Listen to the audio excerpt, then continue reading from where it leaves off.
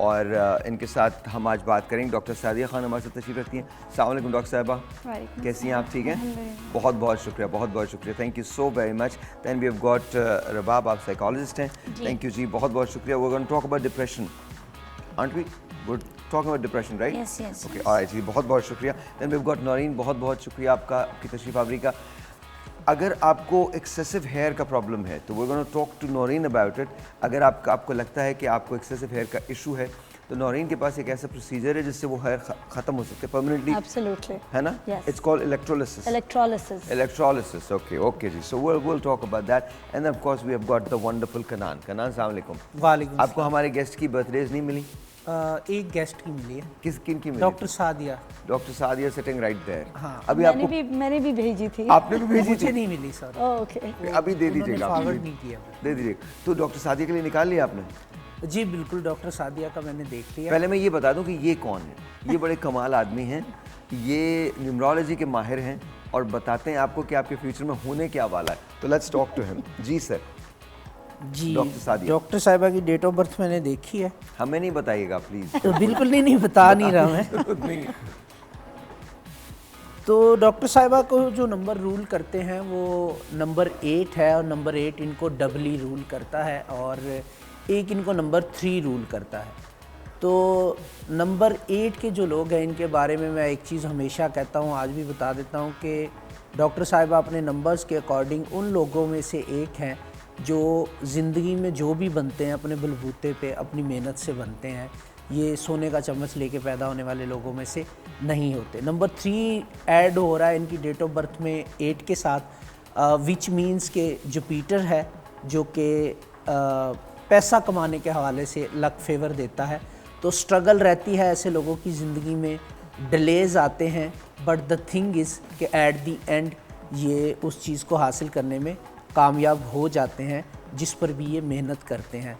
सो एक चीज़ मैं पर्सनल इनके बारे में बताना चाहूँगा कि नंबर 8 के लोगों के लिए एक प्रॉब्लम होती है कि जब भी ये अपनी ज़िंदगी में कुछ अपने लिए गोल सेट करते हैं उसको अचीव करने में थोड़ा डिले आता है। दूसरे लोगों की हेल्प करने के लिए कोशिश करते हैं तो वो ज़रा टाइमली हो जाता है। उसमें ना पूछते भी रहे, ऐसा होता है? ठीक है, तो बाकी चीज़ें आप हेल्प करने निकलती हैं तो वो जल्दी हो जाती है उनकी हेल्प। होता है ऐसा होता है। Okay okay. और हेल्थ रिलेटेड अगर मैं बात करूं तो स्टमक से रिलेटेड इश्यूज जो है वो इनको कहीं ना कहीं लाइफ में ऑन एंड ऑफ डिस्टर्ब करते रहते हैं, और 30th की एज के बाद ये चीज़ें थोड़ी ज़्यादा हो जाती हैं। तो ये वो चीज़ है जो सीरियस लेने वाली है। And last but not the least, relationship के हवाले से सेटिस्फैक्ट्री कंडीशन नहीं रहती इन लोगों की लाइफ में। नहीं रहती कहीं ना कहीं। जितना I don't know, डॉक्टर साहिबा, मैं थोड़ा सा रिलेशनशिप के बारे में तो किसकी सेटिस्फैक्ट्री कंडीशन है? मुझे लगता है इंसान किसी हाल में खुश नहीं रहता। बिल्कुल ऐसे बना लिए आप। हाँ, लोगों ने एक दूसरे से कि सेटिस्फेक्शन तो रहती ही नहीं है। अब जब ना मेरा मार्क जो है वो मैंने सेट करके रखा है, जब तक वो नहीं अचीव होगा मैं सेटिस्फाई नहीं हो सकती। तो I don't think I think या शायद ऐसा ही है, शायद ऐसा ही है। मुझे तो लगता है कि ठीक है, बस जो जैसे जी रहा है उसको बस जीने दो यार। हाँ, but the thing is Sahir भाई, नंबर 8 के लोगों में ये चीज़ रिलेशनशिप में जो इनको हर्ट करती है वो इसलिए कि एक तो ये सेक्रीफाइस बहुत ज़्यादा करते हैं अपनी तरफ से।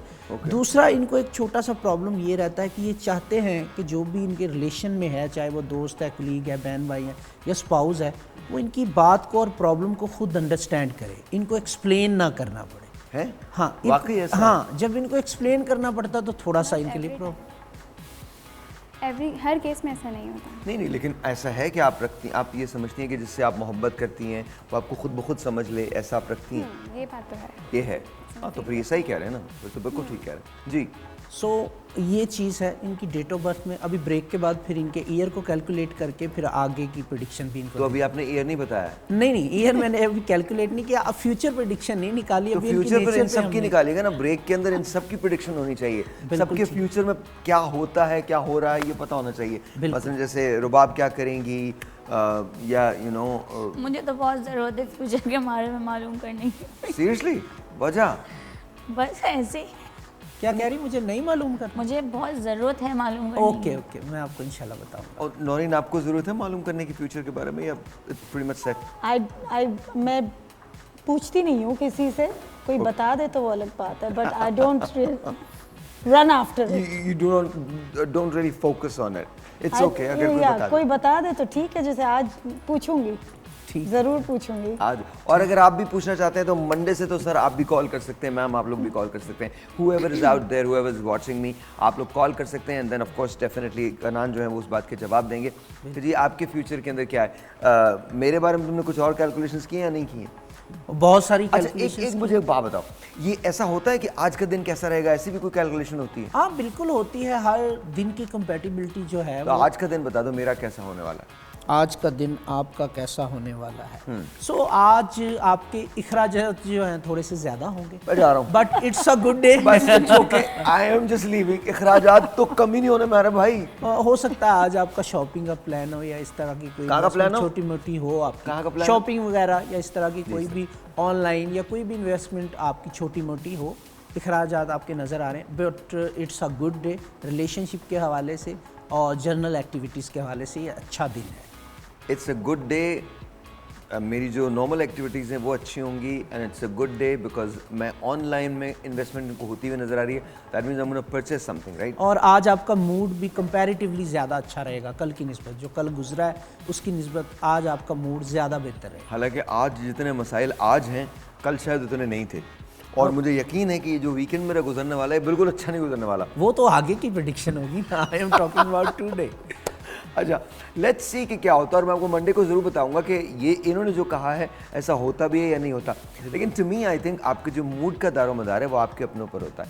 आप जैसे चीज़ों को परसीव करते हैं उसी तरह से आप उसके अकॉर्डिंगली एक्ट करते हैं। लेकिन कनान जो प्रेडिक्शन बता रहे हैं, let's see if that's going to happen.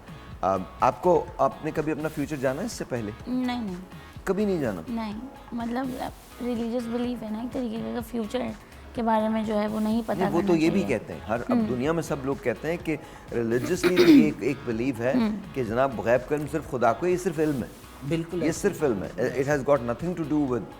अच्छा, आपने कभी मतलब पूछा नहीं किसी से आज तक? नेवर।